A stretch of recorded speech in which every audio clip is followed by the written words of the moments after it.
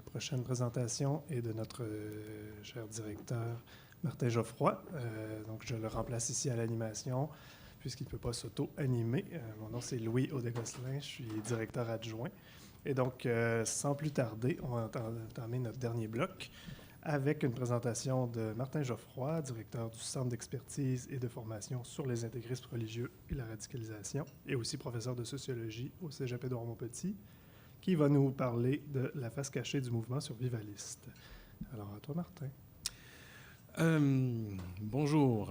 Alors, je vois que j'ai des étudiants qui sont venus, ils se sont dit ça va être plus facile de comprendre le prof. Ouais, non, pas du tout. Ça n'a aucun rapport. Alors, aujourd'hui, voici l'écran. Je m'excuse parce que j'ai des nouvelles lunettes depuis un mois. Puis l'écran est un petit peu loin. Puis c'est des lunettes triple foyer. Alors, il faut vraiment que je fasse ça comme ça pour voir ce que je vais lire. Et puis, j'ai pas envie de regarder par là. Donc, alors aujourd'hui, le plan de présentation, je vais passer rapidement là-dessus. On va parler d'un mouvement qui prend une certaine ampleur au Québec et en Amérique du Nord depuis le début des années 2000, qui s'appelle le mouvement survivaliste. Alors, on va voir, dans un premier temps, dans la communication, les liens entre les mouvements d'extrême droite, les religions apocalyptiques et l'éthique survivaliste. Dans un deuxième temps, quels sont les liens entre la croyance de l'imminence de la fin du monde chez les survivalistes et l'eschatologie chrétienne que l'on retrouve chez les intégristes catholiques en lien avec l'extrême droite. Dans un troisième temps, on va affirmer, avec citation à l'appui, que le survivalisme est une fiction individualiste qui appuie sa cohérence sur divers biais cognitifs, notamment le biais de confirmation. Et dans un quatrième temps, je vais aussi affirmer que le survivalisme est une forme de pensée extrême qui pratique la gestion des cadavres et qui désire la mort de la société moderne pour revenir à un état de nature idéalisée. Alors, c'est écrit un peu petit. Je ne vais pas le lire moi-même. Je vais seulement le résumer. Tout ça pour vous dire que le christianisme primitif, donc dès le début de l'ère chrétienne, en fait, et là j'ai un peu peur parce que j'ai mon collègue théologien, André Gagné, qui est dans la salle, il va peut-être me corriger. C'est rare que je vais faire de la théologie, mais je ne veux pas en faire, en fait, mais je veux simplement dire que cette idée de la fin du monde, de l'attente de la fin du monde, elle remonte à très loin. Elle n'a pas été en soi inventée par les survivalistes dès les débuts du christianisme primitif. Donc, 20 siècles qui nous séparent de ces débuts-là. Le christianisme primitif, donc, était foncièrement d'essence eschatologique. Alors, encouragé par les multiples allusions à l'imminence du royaume qui se trouve dispersé à travers les évangiles, les premières communautés chrétiennes ont vécu tendues dans l'attente du prochain retour en gloire et du jugement dernier. Alors, et c'est l'extrême ferveur de cette attente qui, pour une large part, permet de comprendre leur intrépidité face aux persécutions. Alors, je trouve ça intéressant que dès le début, c'était... les premiers chrétiens étaient persécutés. Tout le monde connaît le Colisée de Rome, où on persécutait les chrétiens, on les faisait manger par les lions, tout ça. Et dès cette attente de la fin du monde et d'une récompense dans un autre monde faisait en sorte qu'ils acceptaient presque leur sort. En principe, ils ne se défendaient pas. Donc, déjà, on a là, très, très loin dans l'histoire, l'origine de cette relation assez unique entre un fanatisme face à l'attente de la mort de la société et attente de la mort individuelle. Donc, ça ne date pas d'hier, en gros. Mes étudiants vont juste retenir ça. Ça ne date pas d'hier. Alors, ceci étant dit, une fois qu'on a dit que ça ne date pas d'hier, on va remonter un petit peu plus proche de nous. Les véritables précurseurs, ceux que j'appellerais les précurseurs du survivalisme, c'est l'Église de Jésus-Christ des Saints des derniers jours, que l'on appelle plus communément chez nous les Mormons. Vous savez, les petits messieurs avec des badges noirs qui cognent à vos portes et qui essaient de vous convertir, et les madames aussi. C'est une église américaine qui a été fondée en 1830 dans l'État de New York aux États-Unis. Il y a 15 millions de membres dans le monde, dont 6,6 millions de membres aux États-Unis seulement. Et essentiellement, le mormonisme, c'est une religion apocalyptique. Alors, qu'est-ce que c'est une religion apocalyptique? Bien, c'est tout simplement une religion dans laquelle on est dans l'attente de la fin du monde. Et on pense que lorsque la fin du monde va arriver, on va être principalement, c'est principalement nous, notre religion, qui va être sauvée et pas les autres. Dans le cas de beaucoup de confessions protestantes comme le mormonisme, on croit beaucoup à ce qu'on appelle le rapture. Je ne sais pas si vous savez, vous avez déjà entendu parler du rapture. Il y a des séries, d'ailleurs, séries sur Netflix qui ont, je ne me souviens plus du titre de la série, qui ont appliqué littéralement ça. C'est quoi le rapture? C'est que toutes les personnes qui sont bonnes, qui ont connu une bonne vie, vont être littéralement enlevés de la terre et amenés au ciel d'un coup. Puis tous les méchants, eux autres, leur punition, ça va être de rester sur la terre. Alors, le rapture, en résumé, c'est ça. Mais souvent, donc, on va parler de religion apocalyptique, donc qui attendent la fin du monde, où ils vont se faire amener au ciel et puis les méchants vont rester sur terre. Et la terre va devenir un petit peu, pendant 1000 ans, une espèce d'enfer. Et ensuite, là, Jésus va revenir sur la terre et il va diviser qui étaient les bons et les méchants. Mais la doctrine mormone, qu'est-ce qu'elle a de particulier dès le début? C'est qu'elle impose de stocker de la nourriture pour un minimum d'1 an, en prévision de ce temps-là, de ce qu'on appelle souvent le temps des tribulations. Hein? Ça va être une période entre le moment de la fin du monde, entre guillemets, puis le retour du Christ sur Terre, où il va falloir se débrouiller. Donc, il va y avoir une catastrophe. Hein? Donc, on a vraiment déjà une religion à l'origine qui est catastrophique. Donc, le terme eschatologie, dont on a parlé souvent depuis ce matin, est apparu donc chez les théologiens et les universitaires chrétiens du 19e siècle. Donc, c'est récent que c'est apparu, ce terme-là. C'est apparu au 19e siècle et ça désigne généralement la mort individuelle du croyant et la fin du monde terrestre. Donc, quand je parle dans le titre de ma communication d'eschatologie chrétienne pour parler du survivalisme, bien, c'est exactement ce dont je parle, c'est de cette attente de la fin du monde. Donc, les survivalistes, finalement, attendent la fin du monde. Et où ça commence, ce survivalisme-là? On avance un petit peu plus dans le 20e siècle. En fait, c'est plus les causes du survivalisme. La date, c'est 1947. La création de ce qu'on a appelé la Doomsday Clock, l'horloge du jugement dernier. Alors, le jugement dernier, en fait, c'était des scientifiques nucléaires au sortir de la Deuxième Guerre mondiale et de la création de la bombe atomique. Ces scientifiques-là ont créé une horloge qui disait que si tu te rapproches de minuit, plus tu te rapproches de minuit, plus tu te rapproches de la fin du monde, d'une catastrophe nucléaire. Et ils avaient divers indicateurs pour que cette horloge s'éloigne ou se rapproche de minuit. Alors, pendant un très long moment, on avait la Doomsday Clock, cette horloge qui pouvait se rapprocher, puis des fois, elle s'est rapprochée pas mal proche. Par exemple, dans la... Hein? Oui, la baie des Cochons, oui, c'est ça. Elle s'en est le moment où les États-Unis et la Russie avaient le maximum de friction. Là, on pouvait dire que la Doomsday Clock était très, très proche de minuit, donc d'une catastrophe. Mais qu'est-ce qui arrive avec cette création-là? C'est que les scientifiques, en fait, ne se mêlent pas de leurs affaires, ils se mêlent de religion, ils se mêlent d'eschatologie, ils se mêlent de prévoir la fin du monde. Et en bon scientifique que j'aime me croire, s'il y a une chose qu'il ne faut pas faire quand on est scientifique, c'est faire de la prévision. On laisse ça en général aux astrologues. Il faut éviter de faire des prévisions. Mais, donc, comme le dit Bertrand Vidal, en s'emparant des thèmes de l'Apocalypse, loin de rendre compte de la fin des temps, les scientifiques atomistes de la bombe atomique ont, d'un point de vue sociologique et cognitiviste, permis la sécularisation et la désacralisation de l'eschatologie. L'Apocalypse devient désormais scientifique et peut être l'apanage de fanatiques de l'Apocalypse séculier. Alors, ce qui nous amène aux origines du mouvement survivaliste. Alors, pourquoi le mouvement survivaliste est né? Il est né des peurs de la guerre nucléaire. Alors, les gens, dans les années 50, on nous disait déjà dans les années 50, la guerre nucléaire pouvait arriver, il fallait construire des abris. Les gouvernements faisaient faire des exercices, ceux qui y en a peut-être qui sont assez vieux ici pour se souvenir de ça, on faisait faire des exercices antinucléaires. On ne fait plus ça dans les écoles aujourd'hui. Et donc, on vivait dans une menace constante de la guerre nucléaire et donc de ce qui serait en principe la fin du monde. beaucoup d'individus, à ce moment-là, vont pousser le survivalisme beaucoup plus loin. Alors, dans les années 60, aux États-Unis, va commencer ce mouvement survivaliste inspiré par les droites et les extrêmes droites libertariennes nord-américaines et les Mormons. Alors, qu'est-ce que c'est la droite, extrême droite libertarienne? Bien, c'est des mouvements politiques dans les années 60 qui prônent la liberté de l'individu par rapport à l'État.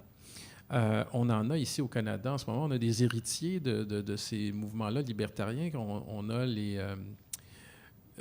voyons, pardon, j'ai oublié. Pas les Three Percenters, mais ça fait partie de la même mouvance, les Free Men of the Land, pardon. Alors, les Free Men of the Land sont un petit peu dans cette mouvance un peu survivaliste. Et donc, on va... ce mouvement-là est appuyé par un esprit critique du monde moderne et urbain. On va constater qu'il y a des gens qui vont commencer à ce moment-là à se replier dans des espèces de bunkers à la campagne, de stocker de la nourriture, de stocker des armes pour une éventuelle apocalypse. Alors, la particularité, c'est que là, il y a un transfert qui se fait de l'eschatologie chrétienne à, je dirais, une eschatologie plus scientifique, une apocalypse scientifique. Alors, on dit, c'est pas maintenant Jésus qui va revenir sur Terre nous punir, c'est les êtres humains qui vont abuser de l'énergie nucléaire, qui vont abuser de la nature, etc., et qui vont donc, à ce moment-là, provoquer par eux-mêmes l'apocalypse. On revient à ce qu'on a dit un petit peu ce matin, Dieu n'a rien à voir là-dedans, jusqu'à un certain point. Le fondateur. Alors, un personnage particulier, Kurt Saxon, fondateur du mouvement survivaliste. Alors, le terme et le concept donc de survivalisme sera utilisé pour la première fois dans les années 70 dans les productions littéraires de l'auteur américain Kurt Saxon. Alors, l'auteur, c'est un personnage assez particulier, et il sera inculpé pour incitation au terrorisme à cause de son livre « The Poor Man's James Bond », le James Bond des pauvres, où il donne des instructions pour confectionner des bombes artisanales pour ensuite les utiliser contre les ennemis de la nation, qui seraient les anarchistes, les gauchistes et les étudiants. Vous voyez? Il y en a qui ne vous aiment pas. Et donc, vous avez compris qu'il est très de droite, une extrême droite américaine libertarienne. Alors, dans son livre, il va idéaliser le mode de vie des défricheurs et des pionniers de l'Ouest américain, en valorisant parce que ces pionniers, c'est une vision totalement idyllique des cow-boys et des pionniers de l'Ouest américain qui étaient en contact avec la nature, qui étaient libres, qui avaient leur fusil. Hein, vous savez comment les Américains aiment ça, les fusils. Alors, Kurt Saxon va vraiment idéaliser ça, ce qu'il y avait avant, par rapport à l'urbanité aujourd'hui. Donc, vous avez Kurt Saxon aussi, ce qui est important de dire... pardon. Je ne l'ai pas marqué là. Je ne sais pas si je l'ai marqué. Non, je ne l'ai pas marqué. Il a été successivement membre du American Nazi Party, de l'Église des Saints des Derniers Jours, et il a terminé finalement dans l'Église de Satan. Rien de moins. Et donc, on a des personnages particuliers, à la fois étranges, mais quand même, c'est un monsieur un petit peu dangereux. Et donc, c'est ça, c'était peut-être un des premiers inculpés de terrorisme, à l'époque où on ne voyait pas nécessairement la même chose qu'aujourd'hui, de la même manière qu'aujourd'hui, pardon. Et donc, le survivalisme dans les années 70, 80, jusqu'aux années 2000, finalement, qu'est-ce que c'est? Le survivalisme, c'est... vraiment des gens qui vont souvent être d'extrême droite, de droite, et qui vont se replier donc dans une espèce de huis clos idyllique à la campagne où ils vont se bunkeriser, stocker des armes. Et on va avoir des sectes des sectes apocalyptiques, ça va culminer avec des sectes apocalyptiques comme les Davidiens de David Koresh en 1995, qui attendaient l'apocalypse et qui se sont, à Waco, au Texas, repliés dans leur bunker. Et quand la police américaine a voulu faire une descente parce qu'ils stockaient des armes illégales et puis de la nourriture et puis tout ça, eux, ils ont vu la police arriver, ils ont dit « ça y est, c'est l'apocalypse, on est attaqué », ils se sont suicidés en masse. Et donc, c'est un peu un point de bascule. On va avoir plusieurs de ces sectes-là apocalyptiques et suicidaires dans les années 90, mais ils vont disparaître un petit peu après. On en a de moins en moins maintenant. Et c'est là que le mouvement survivaliste va, au début des années 2000, se transformer de mouvement survivaliste à ce qu'on va appeler, on n'appellera plus ça, on appelle encore mouvement survivaliste, mais on appelle surtout aujourd'hui des preppers. C'est-à-dire des gens qui se préparent à l'apocalypse, mais qui peut-être ne sont pas nécessairement de droite ou d'extrême droite. Alors, Bertrand Vidal, qui a fait une étude sur le sujet, dit que si à l'origine le mouvement appartenait au ventre mou du social éclaté entre des partis d'extrême droite et des mouvances sectaires, s'il participait d'une logique de l'underground contestataire, réactionnaire mais invisible et discrète, les années 2000, donc, ont considérablement changé la donne. Donc, le mouvement survivaliste, au début des années 2000, se transforme et se modifie et devient, en fait, beaucoup plus populaire qu'à l'époque. Il va émerger comme un mouvement plus populaire qui va sortir de l'underground, justement. Alors, selon Vidal, toujours, la sous-culture survivaliste ferait maintenant partie de la culture populaire, en insérant son discours apocalyptique dans les productions culturelles occidentales pour deux raisons. Premièrement, la démocratisation du mouvement par l'assouplissement de l'exercice survivaliste. C'est-à-dire que c'est beaucoup plus facile d'être un survivaliste aujourd'hui que ça l'était dans le temps, parce que tu n'as plus besoin nécessairement d'être un membre de l'extrême droite. Tu peux juste ramasser des boîtes de nourriture chez toi, puis tu vas être un prepper, un survivaliste. Tu n'es pas obligé d'adhérer nécessairement à une idéologie de droite ou d'extrême droite. Et deuxièmement, la croissance d'un sentiment collectif de l'imminence de la fin du monde. On est d'un retour un petit peu à cette Doomsday Clock. C'est autre chose que la Doomsday Clock maintenant qui va causer ça, c'est l'abondance d'informations qui fait qu'à tous les jours, on a l'impression que si on regarde les médias, c'est la fin du monde. Et qu'on va avoir, on est sur le bord d'une guerre nucléaire. Par exemple, la particularité du terrorisme, c'est que c'est une guerre qui n'a pas de fin. Et donc, cette particularité-là d'être une guerre qui n'a pas de fin donne ce sentiment de collectif, d'imminence de la fin du monde. Et ce qu'il faut dire, c'est que cette guerre contre le terrorisme qui est sans fin, elle a l'avantage justement de ne pas avoir de fin et de continuer à faire évoluer le complexe militaro-corporatiste américain. Et ce qu'il faut il faut le dire, le Preppers, en fait, est principalement un Nord-Américain, un occidental, en fait, qui réagit à la peur de l'autre, notamment donc à cette guerre sans fin contre le terrorisme. On dit, par exemple, chez les Preppers, qu'éventuellement, les djihadistes vont trouver une centrale nucléaire puis la faire exploser ou faire exploser, qui serait sur le point de mettre la main sur des bombes nucléaires et qu'ils pourraient les utiliser. Donc, il faut se préparer à toute éventualité. Alors, chez les preppers, on a une éthique de la post-consommation. Alors, on veut avoir une autonomie, une autosuffisance qui vont passer par un retour au mode de vie simple de nos ancêtres. C'est assez étrange, mais cet énoncé-là, je le retrouve, sans que ce soit des survivalistes ou des preppers, chez beaucoup de mes étudiants depuis quelques années. On rêve, chez mes étudiants qui sont très écologistes, à une autarcie, à vivre en autarcie, de plus en plus. Et c'est le modèle des preppers et du survivalisme de vivre en autarcie, c'est-à-dire d'être totalement autonome, de ne pas avoir besoin de la société. Alors, je ne sais pas si vous allez me voir venir avec ce que je m'en viens à la fin, fiction individualiste, là, c'est ça. Hein? On se détache de la société pour être indépendant de la société. On veut être totalement autosuffisant. Donc, on va stocker des vivres, on va stocker tout ce qui est nécessaire à vivre pendant plusieurs mois, voire plusieurs années.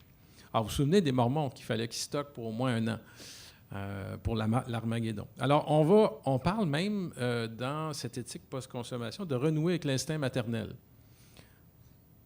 Alors, moi, ce que je vois se profiler derrière là, c'est assez intéressant parce qu'on parle de renouer avec l'instinct maternel. On s'est détaché peut-être un peu de la droite et de l'extrême droite, mais on y revient par la bande. Je ne sais pas si vous voyez.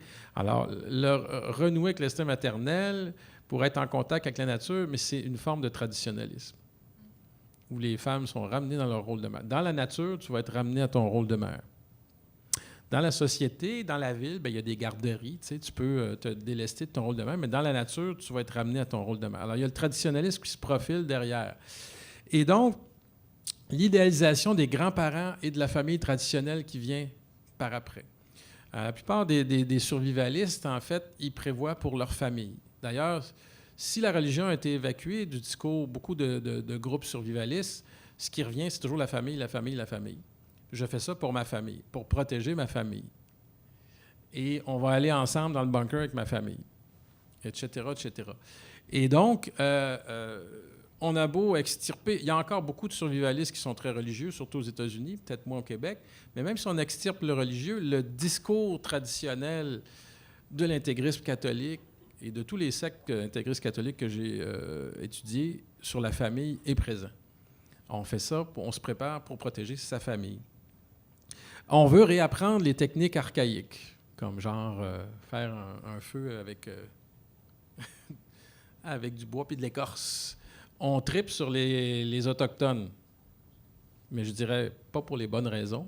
On tripe sur la culture autochtone qui était autarcique à l'époque. Donc encore là, on a un retour en arrière. Et finalement, on veut construire un abri. Ça, c'est le classique.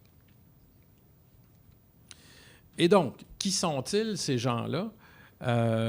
Tu me diras le temps, je ne sais pas combien. Ah, il est là le temps. Je suis supposé finir à... Je suis supposé finir pas mal maintenant. Maintenant? Ben, pour vrai? Quelques minutes. Mais OK, de toute façon, il va rester du temps dans la discussion pour d'autres questions. Donc, parfait. Donc, qui sont-ils, ces preppers-là, ces survivalistes-là d'aujourd'hui? Première chose, c'est des Occidentaux. Ali, il n'y en a pas en Iran. Ah, tu vas m'en trouver? OK. Mais bon, c'est principalement des Occidentaux parce que le survivalisme, quand tu vas dans un pays d'Afrique, dans beaucoup de pays d'Afrique, ils sont déjà en mode survie. Fait que le survivalisme, c'est vraiment quelque chose pour les gens qui ont de l'argent.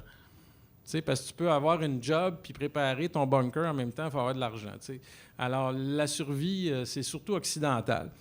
Alors, ils sont généralement instruits et intégrés socialement. Alors, comment des fanatiques, ça c'est intéressant, parce qu'il y en a beaucoup qui c'est des fanatiques, peuvent être intégrés socialement et instruits.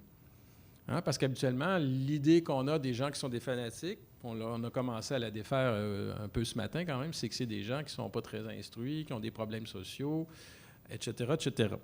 Alors, le mouvement d'aujourd'hui, il est très, très diversifié. Même s'il garde des racines profondes, donc encore avec l'extrême droite et l'intégrisme religieux. Il y a des racines profondes, mais c'est pas... Il y a, par exemple, des gens qui sont survivalistes, mais ils font de la deep ecology, l'écologie profonde. Alors, eux, ils sont plutôt d'extrême gauche que d'extrême droite. Mais je dirais qu'un bon 60 à 70% des gens qui sont dans le mouvement survivaliste sont des gens qui ont des tendances plutôt traditionnalistes et fondamentalistes et de droite. Ou d'extrême droite. Mais on en a quand même un nombre significatif maintenant qui sont aussi d'extrême gauche. Puis on en a qui sont plus modérés aussi. Alors, selon le philosophe français Pascal Bruckner, c'est du fanatisme religieux. Alors, je dis seulement ce qu'ils en pensent, là, je ne critique pas. Et selon le sociologue français Gérald Bronner, c'est de l'extrémisme politique. J'ai mis en bas quelque chose, c'est pour vous donner un exemple d'intégration sociale et de personnes qui sont respectés socialement, mais qui sont des survivalistes. Alors, l'agent de prévention du Centre de prévention de la radicalisation de Montréal, Maxime Fizet, il est un survivaliste. Mais c'est un survivaliste modéré. Alors, c'est-à-dire qu'il fait juste ramasser de la nourriture dans son appartement. Mais il est convaincu, et je le cite, que, selon lui, une famille logique et intelligente devrait pouvoir tenir au moins un mois en stockant des biens essentiels dans son appartement. Et je reviens au mot « famille ». On vient ici encore parler de la famille, même chez les très modérés. On fait ça pour la famille. Il y a un aspect de la famille traditionnelle qui revient. Alors, Maxime Fizet, on ne peut pas dire que c'est l'ancien fondateur de la Fondation des Québécois de souche. C'est un ancien d'extrême droite, mais aujourd'hui, il est devenu une personne respectée socialement et modérée. Mais il reste que c'est un survivaliste, mais il est très modéré. Mais on a Maxime Fizet, mais on en a d'autres qui sont beaucoup plus fanatiques que ça. On en a qui cachent dans les bois et qui stockent des armes et qui sont beaucoup plus d'extrême droite que Maxime Fizet. Mais j'ai pris l'exemple de Maxime Fizet pour montrer que c'est quand même des gens généralement instruits, ce qui est son cas, et intégrés socialement, et qu'on a des membres dans la société qui sont très respectables, qui sont quand même des survivalistes, mais disons plus modérés. On en a qui sont beaucoup plus dangereux parce que c'est ceux qui stockent des armes, finalement, qu'on surveille le plus parce que eux, il y a des dangers peut-être qu'un jour qu'ils utilisent ces armes-là. Ici, au Québec, on en a un petit peu, mais pas beaucoup. C'est beaucoup plus fort aux États-Unis, cette tangente d'extrême droite et de droite où on a des survivalistes qui stockent des armes. Et se relier au mouvement des milices. Aux États-Unis aussi, qui est beaucoup plus fort. Mais bien qu'on commence ici, au Québec maintenant, à avoir des petites milices, pas des grosses, mais les 3%ers, c'en est, qui émanent des États-Unis. Mais il s'agit de groupements, de groupuscules très marginaux, là, puis il ne faut pas partir en peur comme les médias le font. Puis comme je l'indiquais tout à l'heure, ça amplifie la peur. À un moment donné, j'ai été invité à l'émission 24-60 de Radio-Canada, parce qu'on avait découvert un groupe de 3%ers. Alors, toute la journée, il y a un groupe, il y a peut-être quelques individus là-dedans, puis Radio-Canada a monté ça en épingle, on a fait une grosse affaire. Alors, ça contribue au climat de peur, et ça contribue donc à ce mouvement survivaliste. Les gens ont peur de la fin du monde. Et donc, le mouvement aujourd'hui, quand même, est très diversifié. Il y a toutes sortes d'individus qui font toutes sortes de choses dans la vie, donc qui sont très respectés quand même. Il y en a beaucoup qui sont très respectés. Mais là, moi, là où j'ai une problématique avec un individu qui se présente socialement comme un survivaliste, c'est qu'il a une éthique survivaliste qui, en fait, qui émane d'une croyance apocalyptique. Alors, je vais, pour expliquer un peu ce que je pense du mouvement survivaliste, me référer à la sociologie cognitiviste de Gérald Bronner, qui, comme vous le savez, est chercheur associé au SOFIR. Et je vais partir de ça. Donc, l'éthique survivaliste est une croyance apocalyptique. Alors, selon Gérald Bronner, le fanatique est un croyant qui entretient avec sa croyance un rapport délirant. Alors, selon Vidal, les survivalistes anticipent l'effondrement de notre civilisation moderne et urbaine et ses adjuvants, la domination étatique, l'agribusiness, l'économie globalisée, le pétrole, l'électricité, la ville, tout ça va tomber et il se prépare au pire. Alors, selon Bronner, qu'est-ce qu'il dit par rapport à ça? Il dit « La confiance est donc nécessaire à toute vie sociale, et plus encore pour les sociétés démocratiques qui s'organisent autour des progrès de la connaissance et de la division du travail intellectuel. » Ces gens-là, les survivalistes, n'ont pas confiance dans la société. Et donc, c'est une croyance apocalyptique. Ils n'ont pas confiance que la société peut gérer les catastrophes. Et pour moi, c'est problématique, parce que ça fait des individus qui sont asociaux. Un survivaliste, en entrevue, déclarait « On est des sociopathes contrôlés ». Alors, et toute cette croyance apocalyptique survivaliste, comme beaucoup d'autres croyances, repose sur ce qu'on appelle un pari pascalien. Alors, le pari pascalien est le biais de confirmation. Alors, le survivalisme est donc une croyance apocalyptique reposant sur un pari pascalien du type « Puisque les signes de la fin des temps sont si nombreux, il faudrait être fou pour ne pas se préparer. » Alors, le pari pascalien, c'est ça. On ne peut pas prouver que ça existe, on ne peut pas prouver que ça n'existe pas, mais vu qu'on ne peut pas le faire, on serait fou de ne pas y croire. Alors, le survivalisme, donc, est une croyance extrême qui repose donc sur divers biais cognitifs, plus spécialement sur le biais de confirmation. Alors, qu'est-ce que le biais de confirmation? Je vais l'expliquer tout à l'heure, mais tout simplement, le fait que les gouvernements, par exemple, ont des plans de contingence contre les catastrophes n'est pas une preuve de l'imminence de la fin de notre civilisation. Cela devrait plutôt être rassurant. Donc, l'énumération des plans de contingence est un biais de confirmation. Et les survivalistes, pour justifier leur position, disent « les gouvernements eux-mêmes se préparent à la fin du monde ». Vous voyez? Donc, c'est un biais donc, ça repose... Oui. Donc, ça repose donc sur... c'est un biais de confirmation. Bon, je vais aller rapidement. Alors, selon Bronner, le biais de confirmation est donc une méthode habituelle à laquelle l'esprit cède pour se faire une idée de la pertinence d'une croyance. Cette méthode est encore plus prégnante lorsque le croyant est un extrémiste.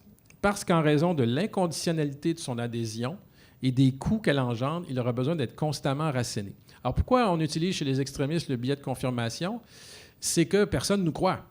Alors, on va avoir besoin de constamment reconfirmer notre croyance par le biais de confirmation pour continuer à croire, parce qu'on est les seuls à y croire. Alors, une fois que cette idée-là est acceptée, les individus vont persévérer dans leur croyance et ils vont le faire d'autant plus facilement que la diffusion accrue et non sélective d'informations rend plus probable la rencontre des données confirmant leur croyance. Résumé, Facebook. Les réseaux sociaux. Et donc, je vais vite, là. Alors, survivalisme, fanatisme et éducation. Et ça va être ma conclusion. Alors, selon Bronner encore, l'éducation amène une disponibilité mentale parce que la conscience de ce qui est inconnu augmente en proportion des connaissances d'un individu. Ça, pour moi, c'est l'explication pourquoi c'est des gens instruits qui sont des extrémistes. C'est-à-dire que plus on connaît des choses et plus on prend conscience qu'on ne connaît pas grand-chose. Ça, c'est Platon ou Socrate qui avait dit ça, je ne me souviens plus. Et donc, ça... Pascal? Bon, encore lui. Et donc, ce que ça nous dit, c'est que la lucidité, donc, a un prix, c'est l'angoisse de l'inconnu. Alors, toujours pour Bronner, l'esprit critique, s'il s'exerce sans méthode, conduit facilement à la crédulité. Le doute a des vertus heuristiques, c'est vrai, mais il peut aussi conduire plutôt qu'à l'autonomie mentale, au nihilisme cognitif. Alors, on parlait de nihilisme, ça, c'est un nihilisme cognitif. Alors, quand le Centre de prévention de la radicalisation de Montréal lance sa nouvelle campagne, où il dit qu'il va, à travers cette campagne-là, développer l'esprit critique, moi et Bronner, avec Bronner, je dis, ce n'est pas l'esprit critique qu'il faut développer, c'est l'esprit pragmatique et méthodique. Parce que l'esprit critique, tout le monde là, nos étudiants sont très critiques, mais ils ne sont pas, malheureusement, souvent très méthodiques. Alors, il est temps pour chaque acteur compétent, puis là, je cite Bronner parce que je suis dans la même bataille que lui. Alors, il est temps pour chaque acteur compétent, à quelque niveau qu'il se trouve, d'engager la bataille d'influence sur le marché cognitif en faveur de la démocratie de la connaissance et de la pensée méthodique pour faire reculer partout les savants d'illusions.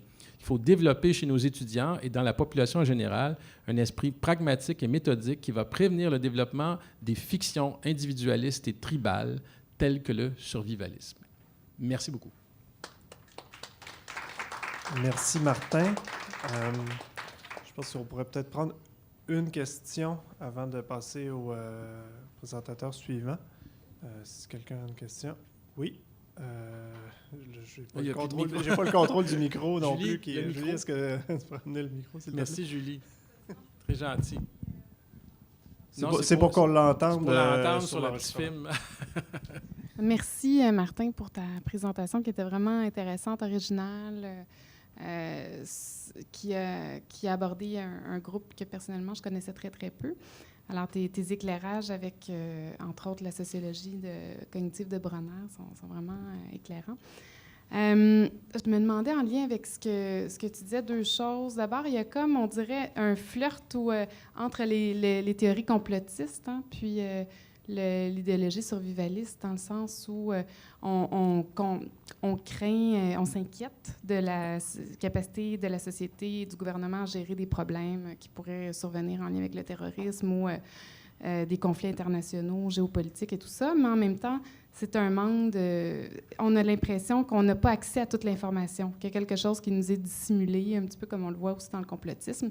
Puis en lien avec ce que tu proposais pour les pistes en éducation, il me semble que j'irais plus loin même par rapport à la question de l'esprit critique, puis c'est une question que je pose aussi aux autres.